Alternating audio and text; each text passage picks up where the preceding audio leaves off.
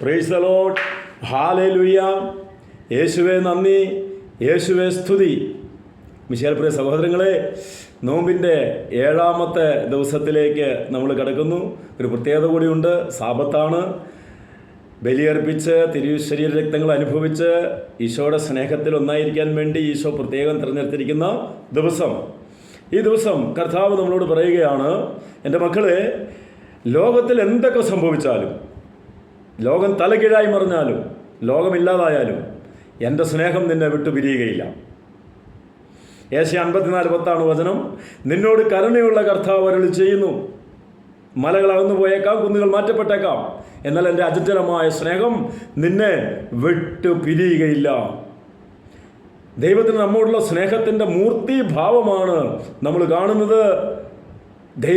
ദൈവത്തിൻ്റെ ദൈവീകത വിട്ട് മാനുഷികതയിലേക്ക് ഇറങ്ങി വന്ന് നമ്മളെ ആ സ്നേഹത്തിൽ ഒന്നാക്കി തീർത്തു, ദൈവവുമായി ഒന്നാക്കി തീർത്തു.